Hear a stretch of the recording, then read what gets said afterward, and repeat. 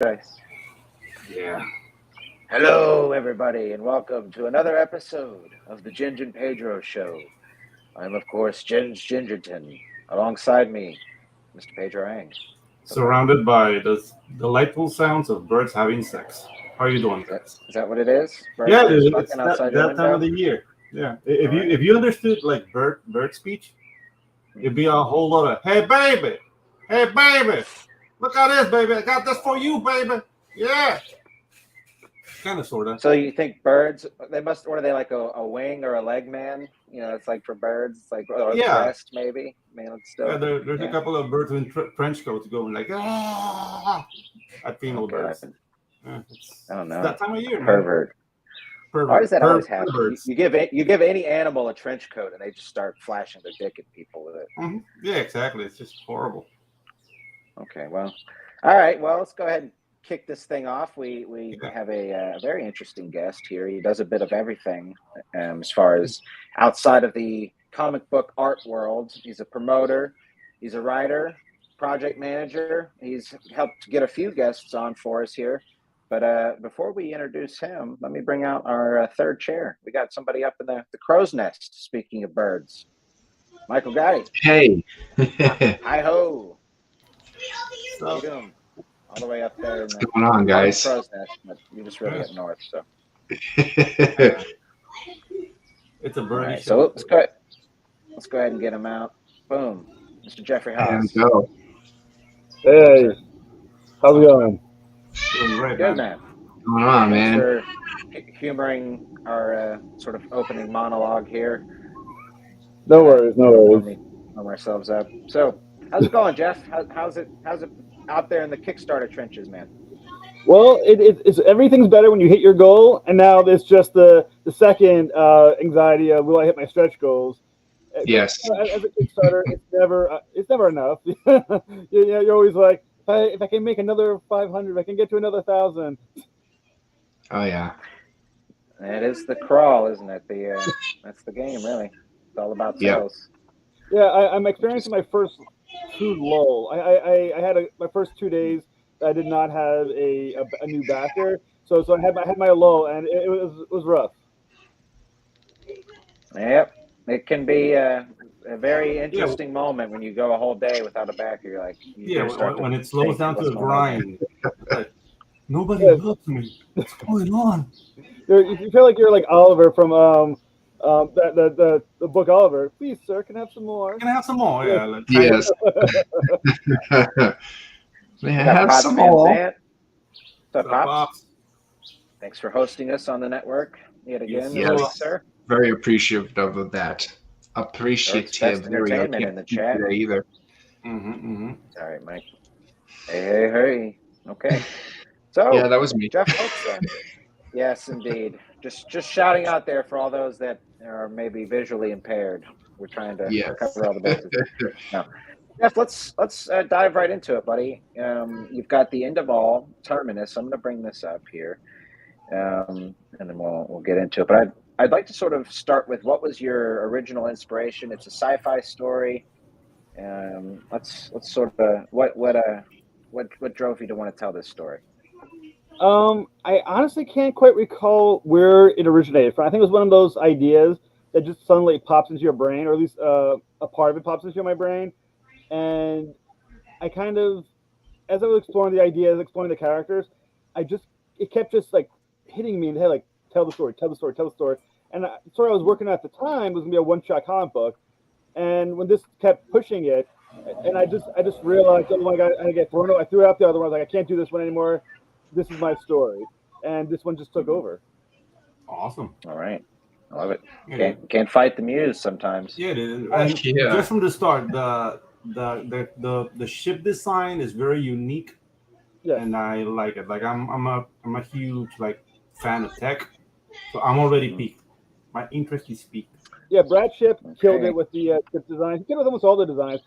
He's the artist. He's just fantastic what he does. This is actually the first comic book that he's worked on, at least for interiors, and he's just killing it right now. All right, very nice. I mean, this piece right here. I don't know if this is a panel from the book or just a separate illustration, but yeah, I mean, this is legit. Couldn't want anything else. Yeah. Yeah. All I told him was I needed a ship powerful enough to make it to the end of the universe, and this is what he gave me. And have enough to house 250,000 souls. And he came out with this ship, and I looked at it and I was like, all right, this is gonna work. This is a comic. This works. All right, I love it. So let's talk a little bit about what it is, because we kind of glossed right over that. We've learned what was maybe some of the inspiration, but what ultimately is it? An apocalyptic science fiction epic? Tell us about it. Yeah. So basically, how the premise works is that the universe is dying. Okay, something called the Big Rip. The universe is literally tearing itself apart. There's a reason for that I'm not going to go into, but out of the dying universe, there are these 7 sentient species.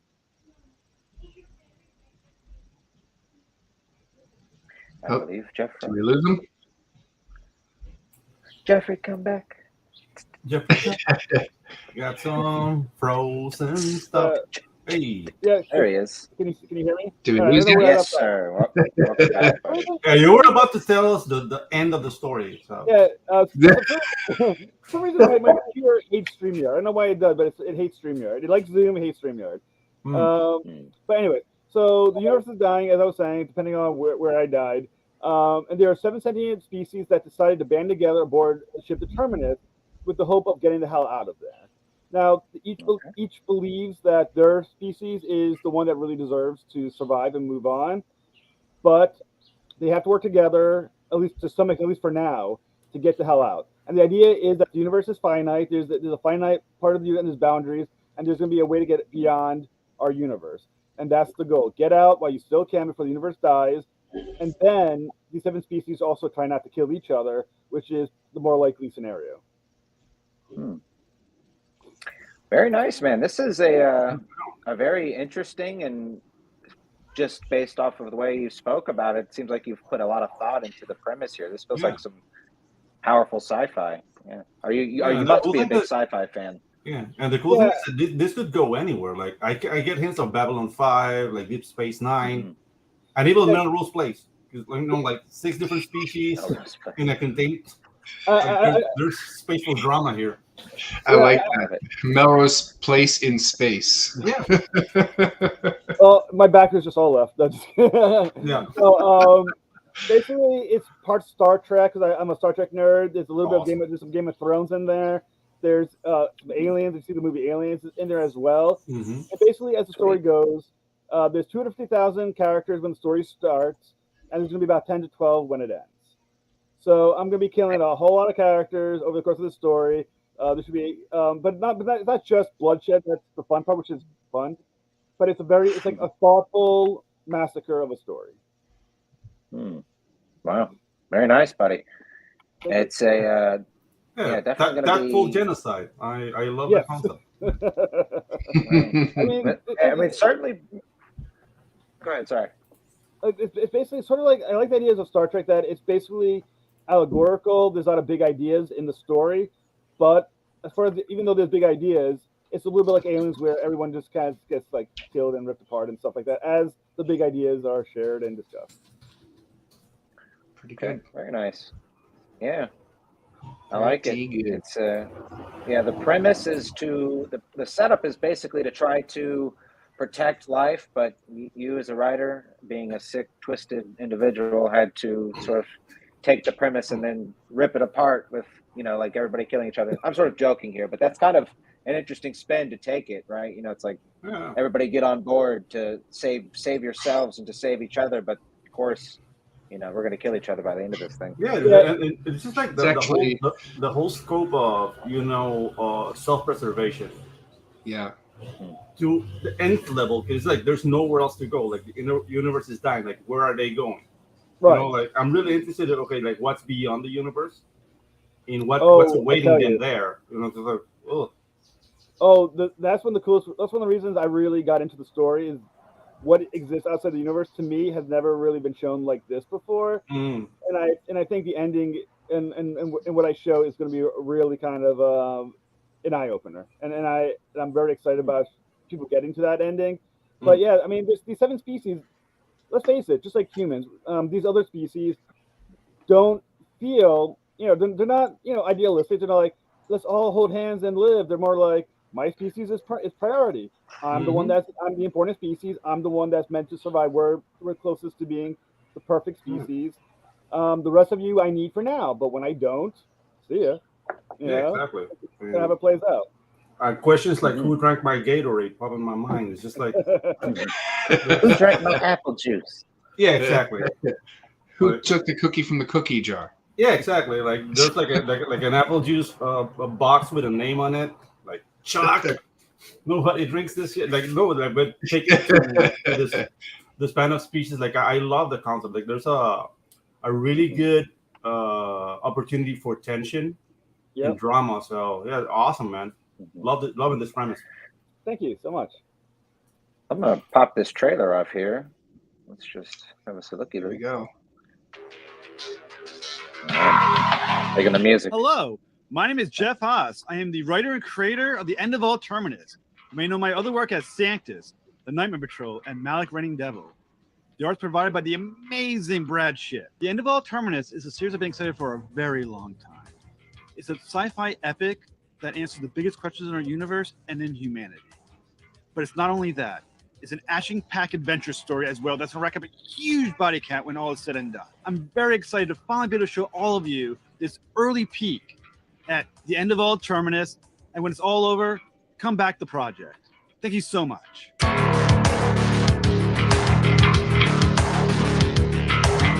Nice, bro.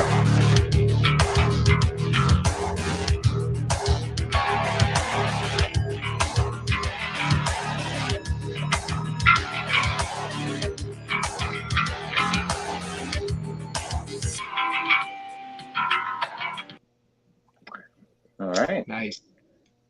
Yeah, man. Okay, hang on. Let me. Oops. So you did the whole trailer, I'm assuming. Or yes. Did you hire an editor? No, that was me. Yeah, it's funny watching yourself talk. So it's like, oh man, no, but no, I did do the editing. Yeah, the good old. I sound like that. Yeah. I rarely watch it myself. Yeah. It is weird. All right, so where'd you get that music? I mean, that was, I'd say, very fitting. I mean, definitely like copyright-free YouTube channel, that's for sure. Yeah, there's several songs on YouTube that are free to use. They show free to use music. So that's why I looked up. I think I looked up metal, like heavy metal beats, and it just is one of the ones that popped out under no copyright needed. So so I grabbed it, and it fit perfectly. And the song's much louder than that, but I cut it to fit what I needed of it.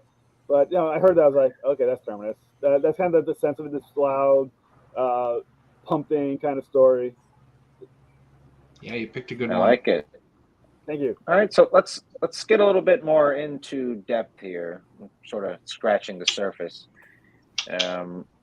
Let's talk about characters. Do we have some characters listed on here we can take a look at, or?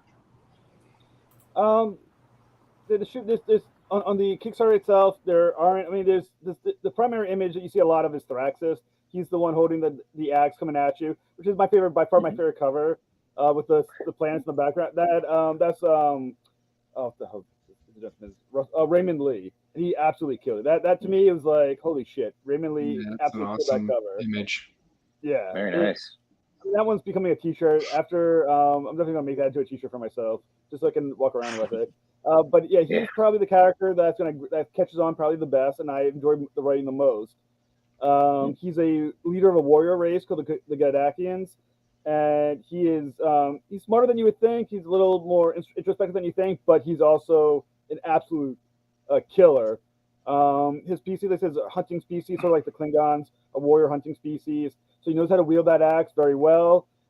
He does believe in like the old ways of with the hunter god, but at the same time, he's smarter than you would think. He's easily taken for granted, but he's also intimidating, and he does believe that he should be the one who runs the ship.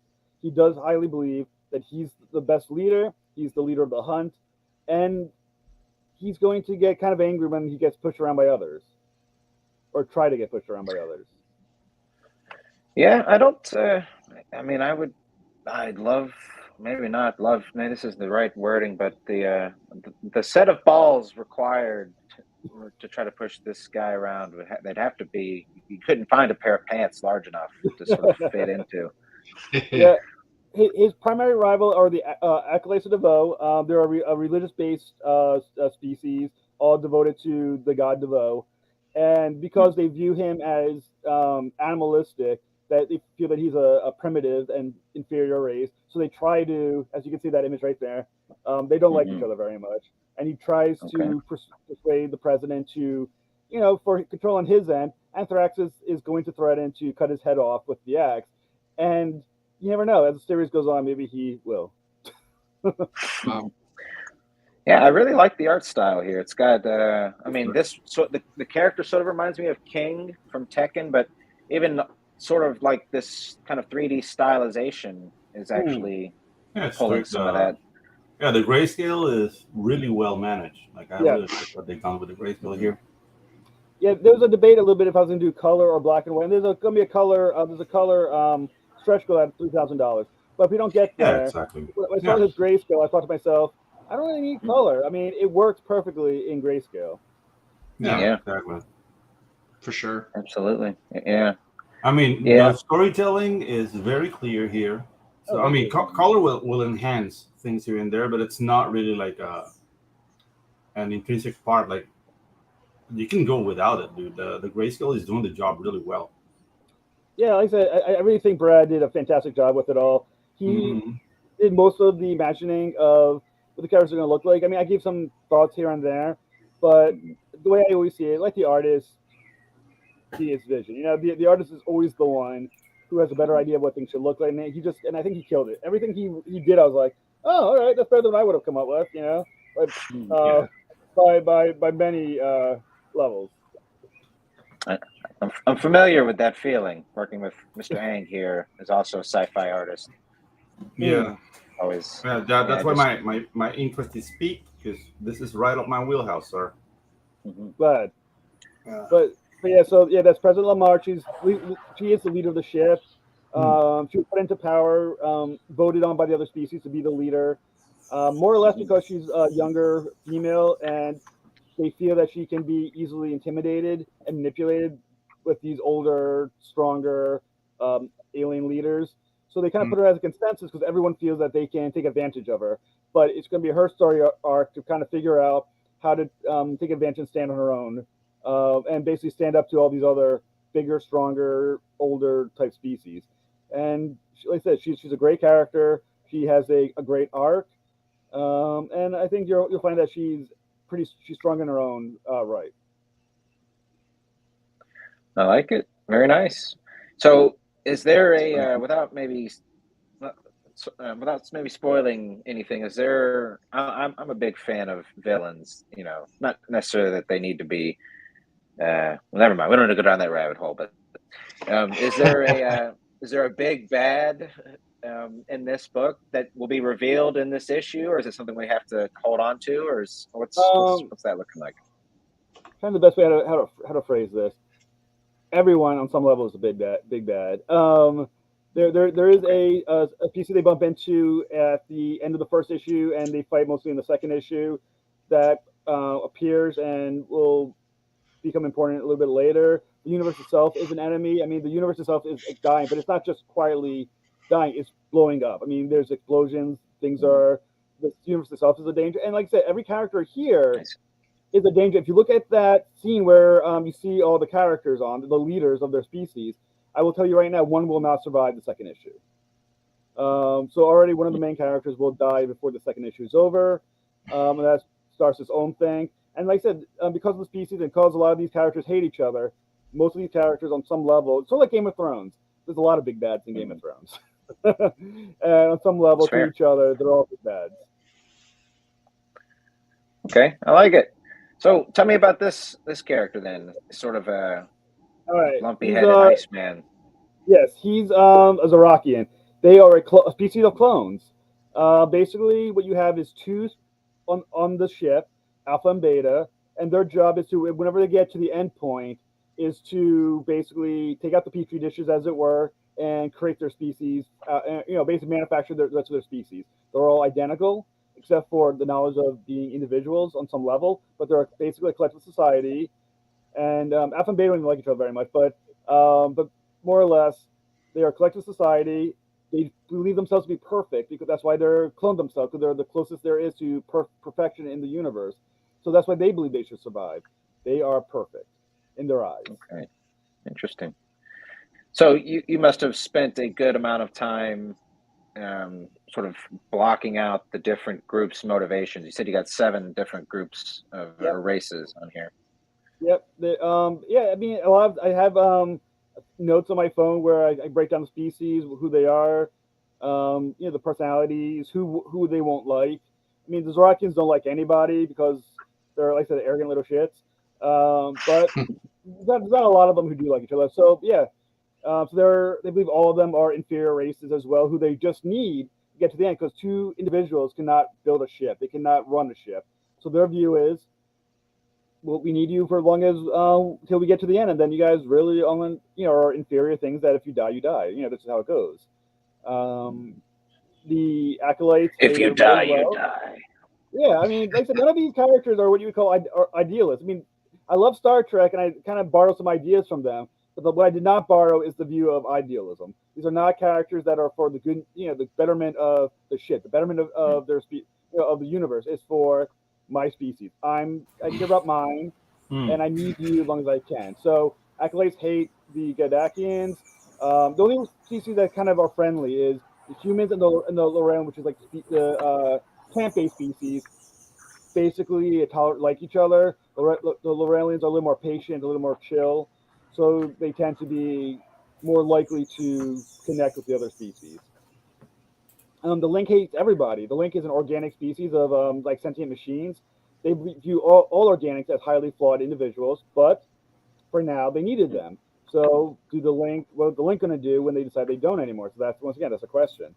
The Paragon are a very quiet, seemingly submissive race, but there's a reason why they're in the story as well, and that's maybe a tip off. Always be careful the ones that are quiet. Right, that old saying. Yes, absolutely. So I really like the lettering here. I'm a letterer myself, and this is nicely done. Yeah, that's that's Tosh Toshioka. Very nice. He did a great job with that. Yeah, he's done a bunch of work for Image and whatnot. He's a fantastic letterer. Right on. Got a great name. Yes. Tokioka. Took me a while to learn. I think it was actually someone else who told me that's how you pronounce it. I was like, oh, all right. I think I'm saying Tashiaka, but someone got it to me correctly, and I was like, all right, good. Very nice. Yeah, he has a Have you been working? Do you work with a lot of the same team over? You've got 4 projects created here. It says, do you sort of reuse the same guys, or do you find a different person for each? Actually, they're all different. Diamond Patrol, I worked with the fantastic Frankie Washington. I worked with Brad Ship on this one for Malik. I can't remember the name of the guy because he's hired by the publisher, but he's really awesome as well. He's kind of more Spawn. He has like more of like old school Image Spawn look to his work. Sweet. Sanctus. I worked with this guy Tam. I can't remember what his last name is, but no, I always work someone a little different. Joe Wong was on Santa Claus. It depends on the artwork, depends on what they're doing. Frankie was extremely busy at the time, so it's kind of like, all right, just how. Yeah, Frankie's a busy dude. Yeah, and a really nice guy too. Yeah, Frankie. I've known Frankie for some years now, through Nightmare Patrol. That was the comic we worked on together, and we met through Rhode Island Comic Con back in the day. Nice, very nice. So, how long have you been in comics? Reading or working in them? Well, working, but I mean, how long have you been reading them too? 9 years, about 8-9 years old. I'm a second generation comic book nerd, so I've been reading them since 9. I do proudly say I have every Green Lantern comic book ever written since 1960. So there it is. There's a little feather in my cap for my nerdom. My credentials. I've been writing comic books since 2008, maybe 2006. Sometime. I was working on another for indie comic book company out of Canada for a little while. They didn't survive, but I did a few comics for them. And then I kind of moved on to Sanctus, and that took, God, I think I spent almost 10 years getting that off the ground. Wow. Sometimes it's not easy to work with a team. And then eventually, worked on Night Patrol for a while, and then Santa Claus and Malik Reigning Devil, and this has been about a year in making so far with Tarnas. Well, okay, right on, buddy. So you've been at this for like about 15 years or so, I'd say. Yeah, I'm old. Man, you didn't look that old. I'll be honest with you. Thank you. I appreciate that. Yeah, like I said before, I thought you were around my age, 36. So no, 43. Okay, not too much older, so I still win. Oh yeah. We got old man Pedro over here. It's the mileage though, isn't it? Yeah. I'm gonna be 50 next year, so yeah. Oh wow! All right. Yeah. I'll call you sir for the rest of the interview. No, don't do that. That's exciting, man. That's exciting. Just make it worse. So Jeff, let me ask you, buddy, what's your thoughts on crowdfunding thus far? Sort of coming from your outside. experience. Yeah. My thoughts on crowdfunding. They're complicated. On the one hand, I think they are the way for indie comic book writers to publish. They are basically the lifeblood, I think, of the indie community at this point. But they're stressful as fuck. They are every year there's more and more clutter on the crowdfunding servers for Kickstarter and all that stuff. So the fight to get noticed is harder and harder quite literally every month. And like I said, it's anxiety. I mean, I think all of us who do Kickstarter get Kickstarter finger, but from refresh. That's like, oh, my finger is like a little achy from I've been refreshing for the last 24 hours straight. So, but it's hard. But like same time, without Kickstarter, most of the indie creators wouldn't have a voice whatsoever. We wouldn't be funding. We wouldn't have the money to do it. Yeah. There's a temptation to put a hot girl on your cover, I guess, to make the money that way. But I'm trying to just sell it this way. Sell it from quality. Dude, there's different ways to cook a chicken. So yeah, like crowdfunding, like it's harder, especially for artists. We're like so used to say like I'm an introvert and I just want to draw. So those days are gone, man. Like you have to put yourself out there. Yeah. Moisturize your face. Don't look like a problem. Don't look at me. Dude, just sell some books. You can't sell books looking like Gollum, man. Yeah, I think I've found that to be the most difficult part of all of this is. Oh yeah, the bane of my life has been stop being ugly. I know. I'm still fighting. Got Ictus. What's up, buddy? What's up, Ictus? Thanks for coming by, brother. Hey. Doc Bishop. What's up, Doctor? What's up, sir? Is there a doctor in the house? Is there a doctor in the house? There is now, it seems. There is now. I'm a doctor. But I will say Kickstarter has opened a cottage industry of podcasts, haven't they? Yes. Where would we all be without the Kickstarters demanding guests every single day of your lives? Yeah. The thing is like this indie crowdfunding environment, I don't want to say it's getting harder and harder. It's just that, dude, like you can see what works and what doesn't. Yeah. And you just have to grind, man. The thing is, like, if you want like immediate results, then you're gonna be disappointed. But this is a walking race. Yeah. Don't try to sprint because you're only you're gonna end up winded.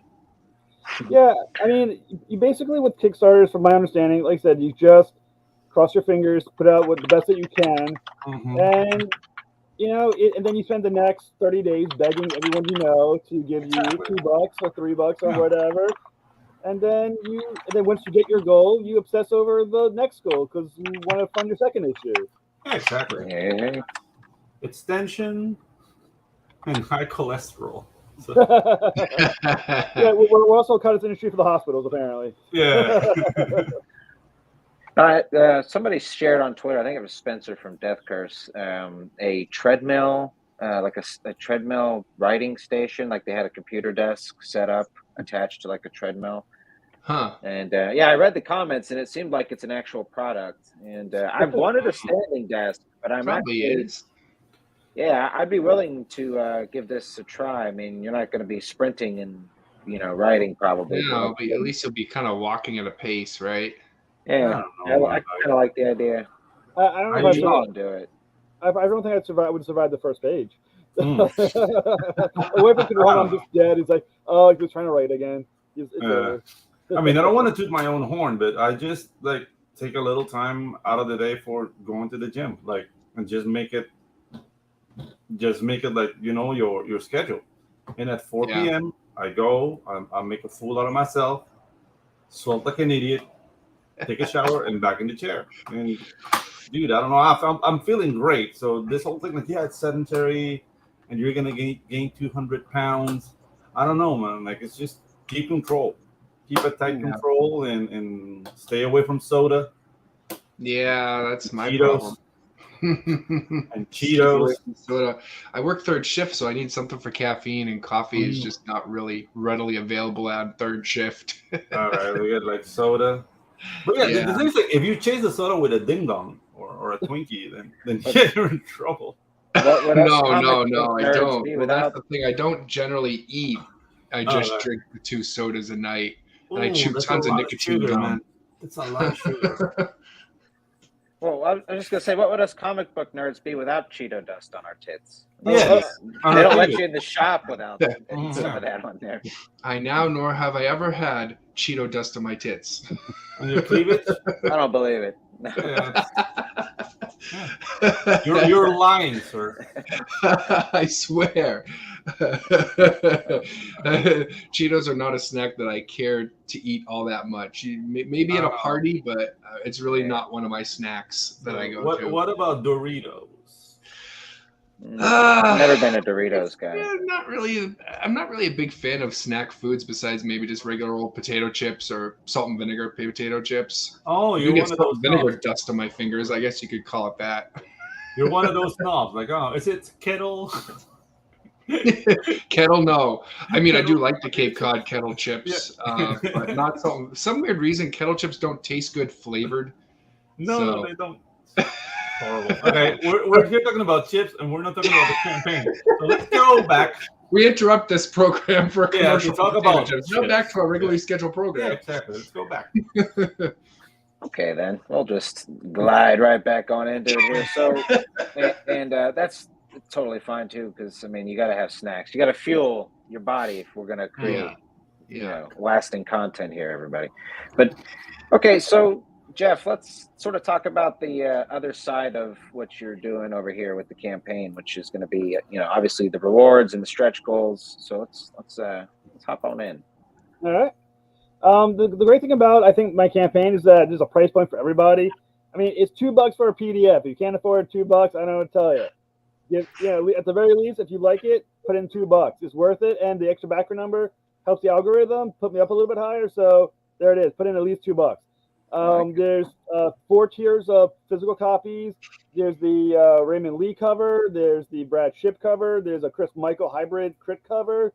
There's a Dennis Valencia cover. The 3D ship is really cool. You can literally buy a 3D printing of the ship itself. Mm-hmm. So at home you can play Terminus and like fly it around. I don't know, whatever you want to do with it. I don't care. You can own the Terminus. T-shirts is you can buy 4 physical copies for $25. So you can buy one of each variant for $25. So that's like a little over $6.25 comic book. So these are very reasonable prices. Made for everyone to be able to afford something. So, like I said, so give me all your money, Yeah. All right. Fair enough. Okay, very nice. So, do we have any of these extra covers listed, or are you going to update the campaign? Oh, there should be under the reward. I did put up the images. They may be on the reward section. If you go to whoever shows rewards, they should show up. There we go.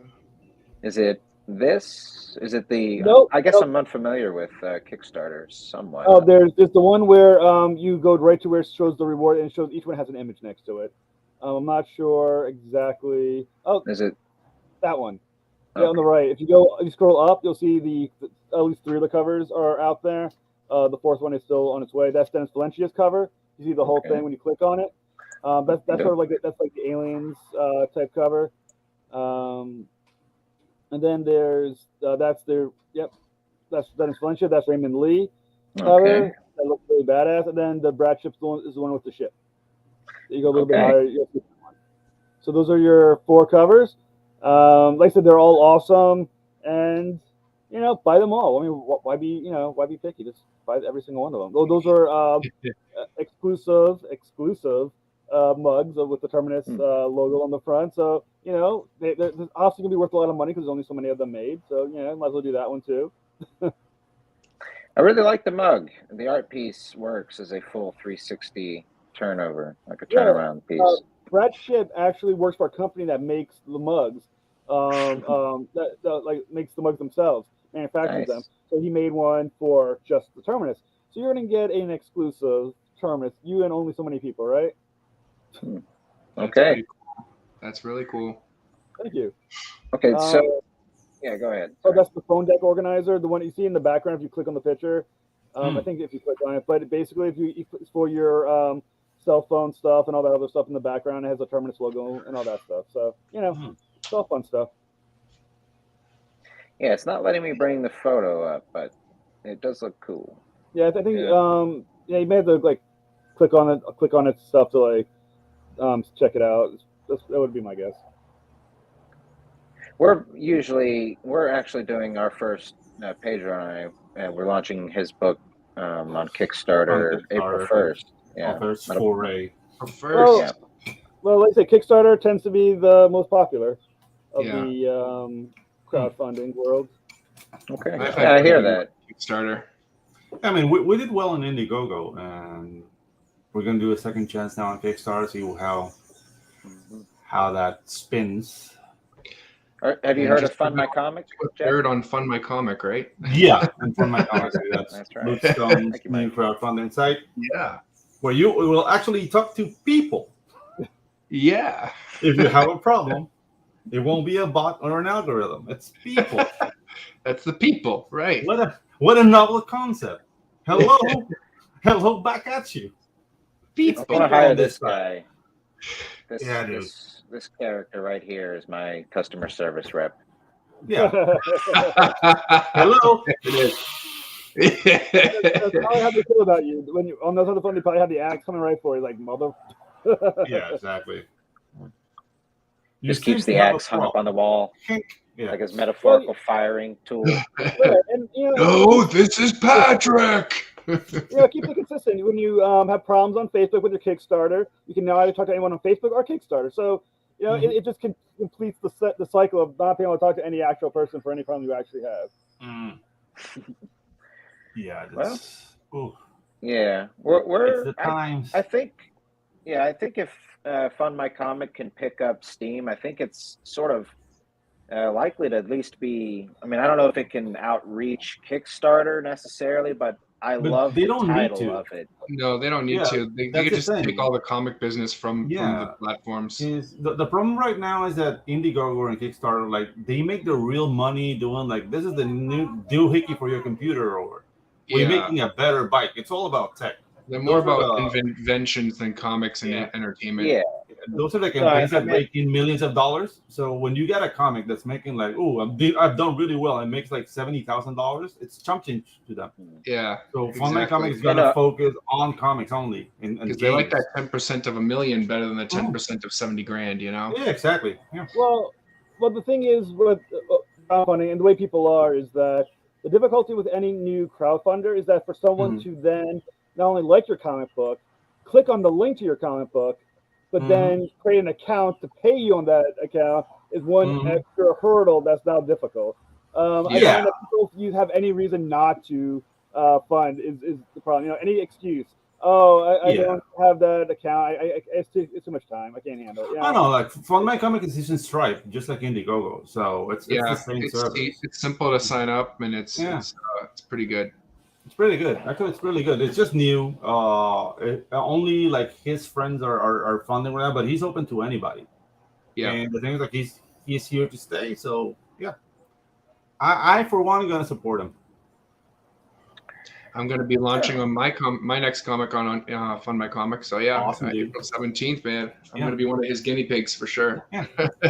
And it's not a matter that just like launching here doesn't mean you can't launch an Indigo or Kickstarter. It's just like another option, you know. It's just another option, exactly. It's not like you create an exclusivity contract or something. Yeah. Okay, I just want to apologize to Jeff real quick for covering his face. I've been that's highlighting the guests. Very bad form.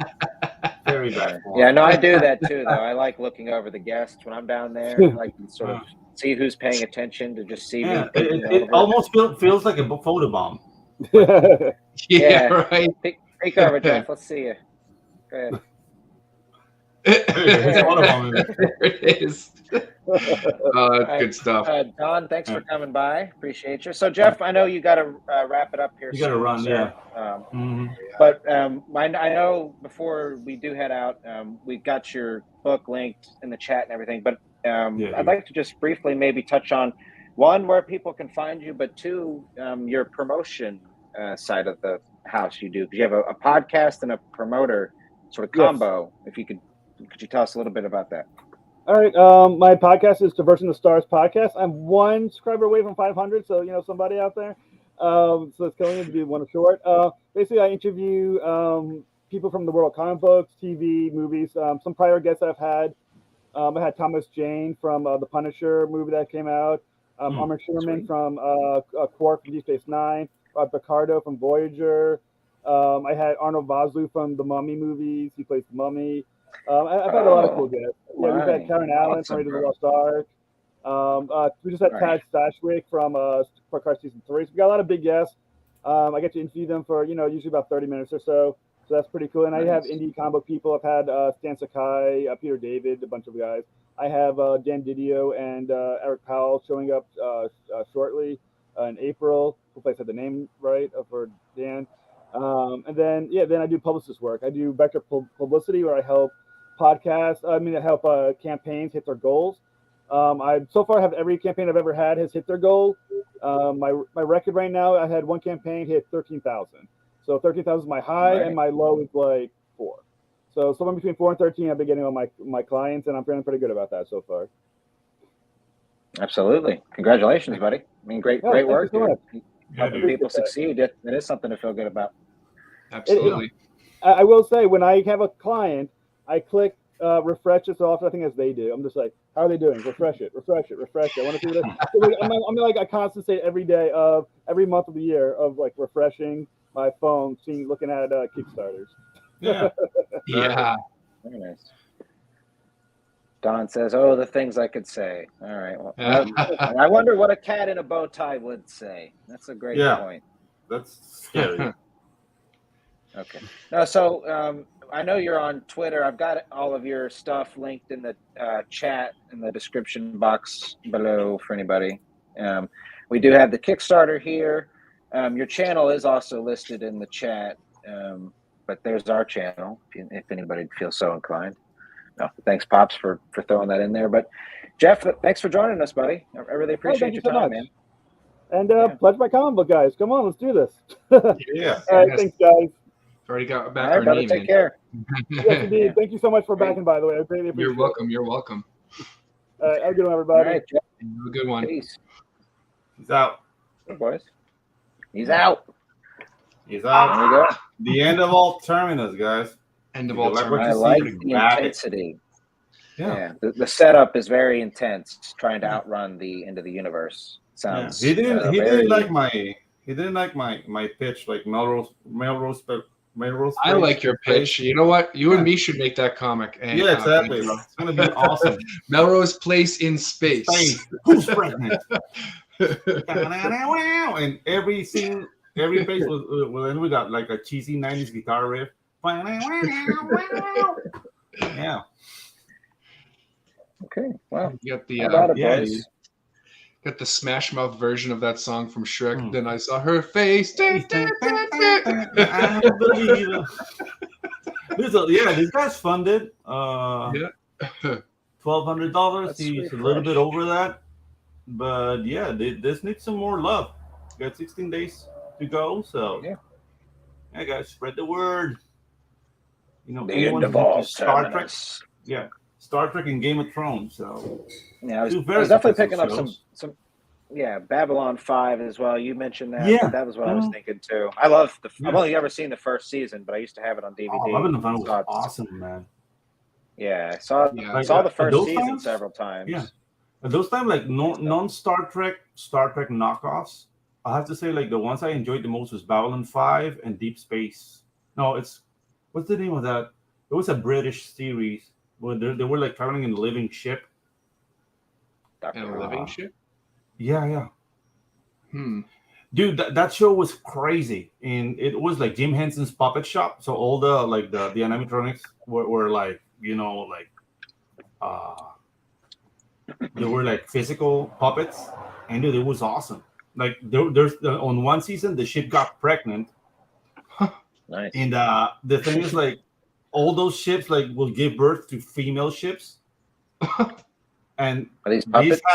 Ships? All right. No, the ship. You've intrigued my interest. Now I'm going to have to Google this. But I'm blanking out on the name. The thing is, like, the ship gives birth to a ship, and the ship is a boy. Farscape. What a boy. What? Farscape? Yes, Farscape. Yeah, it's Farscape. Okay, I've heard of Farscape. Actually, Farscape was Farscape. Awesome, man. I didn't know it was a Jim Henson. I mean, the effects are very they're effects of their time, so don't expect nothing like out of the story. No, but the stories are really good. The villains are awesome. Scorpius, that's one of the main villains. It's really 99, cool. So the effects would be pretty cheesy, but that's okay. But story-wise, that was really good, man. And the things like the ship gives birth to this like male ship, and it's like full of weapons, and there was like nobody has ever seen a living ship with weapons. It's like, dude, it was awesome. Ship with weapons. That's crazy. Like she's Rigel, kind of a babe. And that puppet, like that guy is like a horny governor. You know, the little green puppet. I remember his name was Rigel. I'd probably put him in a pretzel. No, you could throw a thumb in there. And then like get weird in space. Yeah. Oh yeah, that blue chick got freaky several times. And do you see the guy that looks like a clam? That's like the pilot. Fella. Yeah, okay. And he's supposed to be like a parasite. Wow. He's like a symbiote with the ship. So he's connected to the ship, and if he leaves the ship, he dies, and the ship will die too. It's very weird. Wow. So lots of weird concepts in this series. Yeah. Wow. Nice. Wow. Yeah. Wow. Henson. Absolutely. Wow. Yeah. It's hard not to sort of marvel at that piece of art, which is that puppet right there. I mean, it's a puppet. Yeah, right. That's pretty cool. Yeah. Yeah, it was right around the time puppets were going out of style too. 99, 2003. Yeah. You guys want to bring puppets back? What do we think, boys? Bring puppets back. Bring puppets. Jeff Dunham's pretty much the only person keeping that art form alive. Jeff Dunham and HBO who bought Sesame Street now, right? Oh yeah, dude. But you know what? I'm gonna look for Farscape again. I used to have like those on DVDs, but I got rid of that collection. So, bummer. Oh, what happened? I had like 700 DVDs, and I got divorced. Oh yeah, shit, brother. Yeah, that is tough. Yeah, I had a pretty, I mean, for whatever sizable amount it was, my personal DVD collection. Many years ago was dating a stripper and left them at her house, right? And then we didn't even necessarily break up in any nasty way, but not only did my license plate got stolen, like a bunch of my shit, including my 15 years worth of DVD collection that I still sort of lament to this day. Yeah, it was just painful. So much. We all had that one bad relationship that took stuff from us. Rest in peace, my very first Xbox. Yeah, wherever you are now. That sounds still a little painful, buddy. My heart's out there for you. It is. I mean, I did discover the PS3, and I felt better about myself a few years later. But that first Xbox 360, man, those were some good days. Yeah, dude. Like I don't even I'm not blaming like my ex-wife for the loss of I just moved way too many times. Every move I kept on losing and losing until I had like the whole Criterion collection of like black and white movies and DVDs. Nice. I have like the history of animation, but like special animated movies throughout the 30s, the 40s, the 50s. Right. All that is stuff that's hard to get. Yeah, dude. Like I remember, I got like. Have you ever heard of Private Snafu? Private Snafu. Yeah, Private Snap. It's a little familiar. Yeah, the thing with Private Snafu is that never aired on TV. It was made by Warner Brothers, like Chuck Jones, all those guys, to train the GIs on things what not to do. So it was like a funny way to tell them, like, hey, this is how you dig it French. Military propaganda kind of stuff. Yeah, military propaganda. But dude, it's funny as hell. Yeah, but that's fun. It's racist. It's sexist. And dude, like I laugh my time, right? Yeah, dude. How they depict the Japanese is just like, dude. There's a Bugs Bunny cartoon called Bugs Bunny Nips the Nips. Like yeah, dude. It was harsh. But the cool thing about Private Snafu is that, dude, like you see the pedigree of Warner Brothers, but it's not like any other characters. Like you don't see like Daffy Duck or Bugs Bunny or whatever. It's Private Snafu, and it's they were mostly directed by Chuck Jones and the other guy, Clemson. Tex Avery. No, Clemson. McClemson. McKimson. Yeah. Those two guys took care of that. Like, I mean, we're talking about Termite Terrace, like the wooden building in Warner Brothers where the animators were exiled. And Friz Freeling. Friz Freeling, yeah. Three guys, yeah. The bigger guys. I mean, there are a few other directors of the cartoons over the years too, but those are like the three main names that you see. Yeah, my grandma got a hold of some a really nice. This was like over 10 years ago now, probably 15. A really nice 10 set collection of World War II Disney cartoons. Yeah, those are harsh too, man. I don't really recall. I don't recall anything like racism. I mean, they I guess it was like 15 years ago, so they probably had like scrubbed it clean. But probably. And one thing I do really remember though, and it's not anything in particular, but I just remember this, like the PSA on mosquito nets they did. I think it was like Donald Duck, like just getting fucked up by mosquitoes until he finds out about it. Do you remember the Donald Duck episode when he's in Nazi Germany? No. He's been like indoctrinated with the kids. Dude, that was like, ooh. Yeah, that was wow. That's interesting. I had no idea. But I mean, it's the times, you know, and they were trying to sell bonds, man. Like the world was coming to an end. So exactly. What was the idea? Was he just born German? Like he just happened to be born German? It was like what makes the brain of a German tick? Basically, what's the whole shtick of a short cartoon?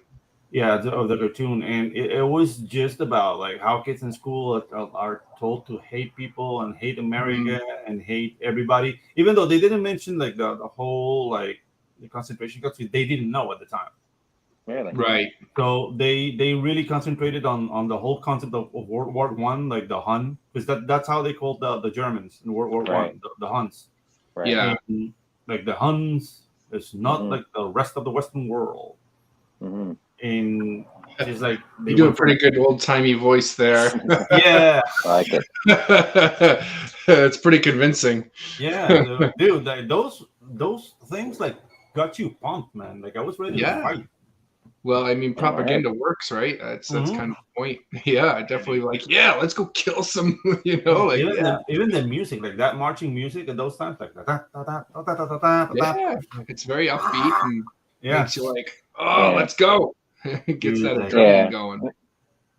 Yeah, there's definitely something too. I mean, this is maybe an obvious statement, but like drums and warfare definitely go hand in hand. Like you could think back to like tribal warfare all the way to like British 4 months warfare. ago. I freaked my mom the fuck out because I was listening to like marching bands. Sometimes I'm working and that gives me rhythm. And dude, I'm listening to Die Königsger March, and dude, that's Indiana Jones when they go to Germany, to Berlin, and the kids are burning the books. The song that's playing in the background. I'm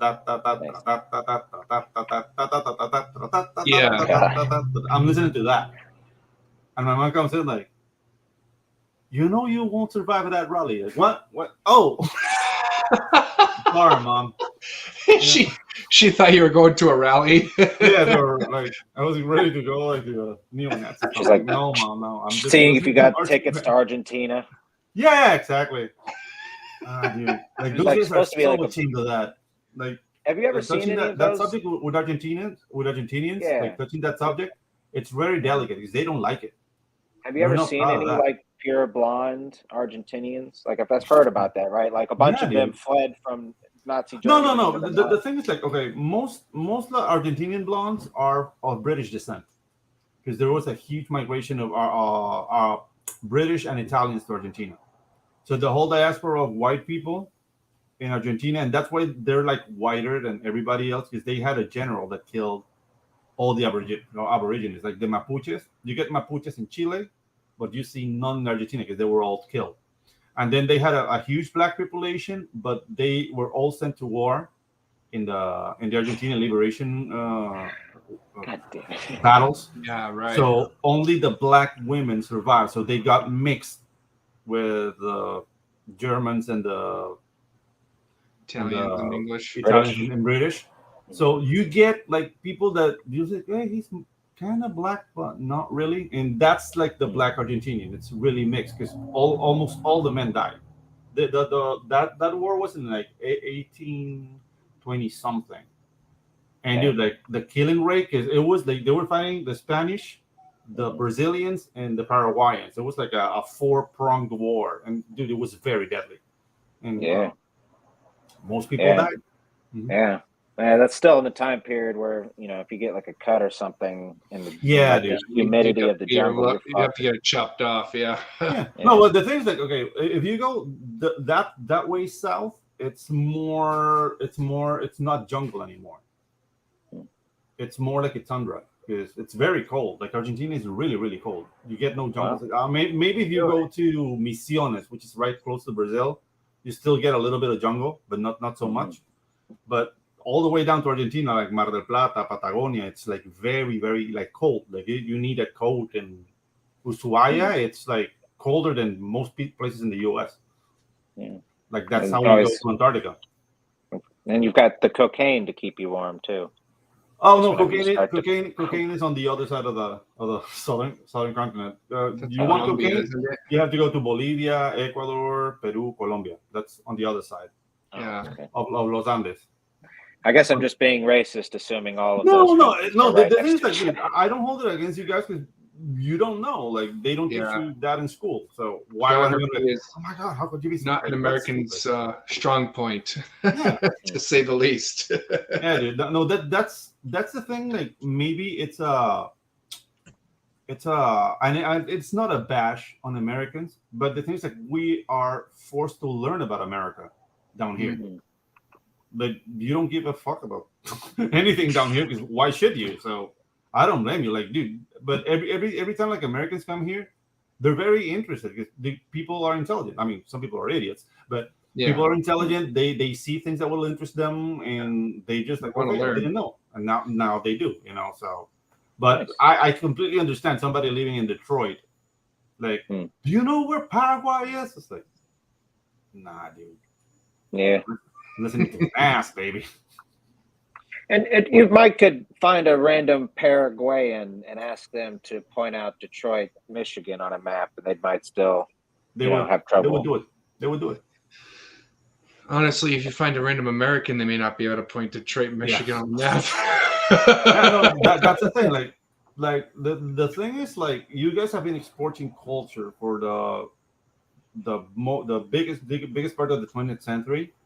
So a lot of people, whether they like it or not, even people who hate America, know about America, about the U.S. Because I know a lot of people are like, it's not America. America's the continent. You guys are the United States. Like, dude, you guys call it America. Everybody calls America. To me, it's like it's a dumb fight. Yeah. Yeah, like, I'm in Panama. Do you know anything about Panama? No. Then ask me if you're interested. If not, let's have a beer. Like, it shouldn't be like a point of contention. Yeah. Well, when's Mel Gibson due to come back? Well, Mel Gibson lived here for a while in Panama. Did he really?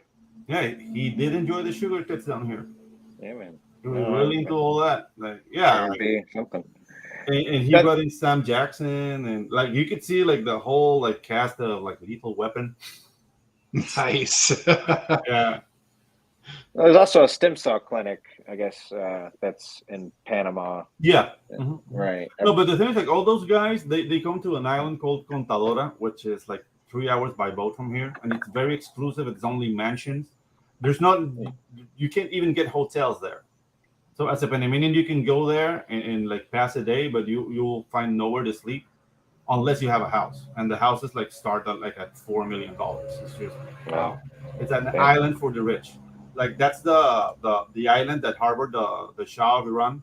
Remember, like before the Ayatollah Khomeini took power in Iran, they had like a president called the Shah.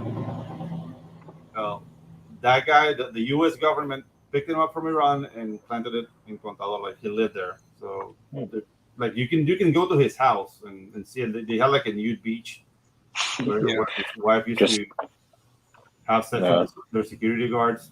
It's just just step outside on the beach and see the Shah, the former deposed Shah of Iran's dick and balls. Yeah, exactly. Like, dude, it was scary ass. that guy was really into horses, though. Like I'm old enough to have seen the Shah going to the racetrack here in Panama. Like dick and balls? Were you out there? No, I never saw him naked. I did met one of the security guards who looked after the Shah's wife, and it's like, yeah, she used to have sex with the. Did you see his dick and balls? I asked. There it is. There's the conversation going south like that again, right? His wife was present, so it wasn't cool to change. We will go ahead and wrap it up, though. But it was a missed opportunity, sir. It was a missed opportunity. Well, I mean, you don't really get that. You're right. I mean, to some degree, it's like, how often does a former sort of government country leader, it would have been gazing at a presidential shot. Yeah, absolutely. Honestly, why not? I guess. Yeah, why not? Right? Once in a lifetime experience. Yeah. That's true. Cool. It's true. Yeah. You could make merch out of it if you can remember it, exactly. right? Just sort of draw it. Just draw it. No, actually, this is what I remember Joe Biden's dick looking like. Yeah. Mr. Obama, right this way. Just make a sculpture and then have a little like post for tourism, like Obama's dick, Biden's dick, Jimmy Carter's dick. Yeah. Wow. Oh my God! Museum of dicks. On the ballot now. It's like who's got the nicer shaft? I mean, I don't know. Presidential shaft. Presidential shaft, right? No, that's presidential shaft. Yeah, niceness has nothing to do with it. Actually, forget that. Yeah, exactly. Okay, guys, we're gonna get out of here. Chief, motherfuckers, okay, let's get out of here. Yeah. All right, I do want to thank the chat real quick for those of you that stuck around. Neostar, hi and bye, buddy. Thanks for coming by. Yeah, thanks for coming on. Don, thanks for coming around. Apologize for any disgustingness that has come from our mouth. We're just Pops Van Zant. I hope you're doing okay, pal. Yeah. All right, gang. Mike, thanks for joining us, buddy. Hey, man, thanks for having me on. I appreciate it. Good seeing you guys again. Yeah. You too, buddy. Hopefully you guys will join me on my extravaganza on the 15th. Yeah, don't be a stranger now. I will be there. You guys are free to head out. I got to run the ads for Pops. Yeah, do it. Out of commission. See you guys later. Yeah, man. We will catch y'all next week on the DNP show. Boom.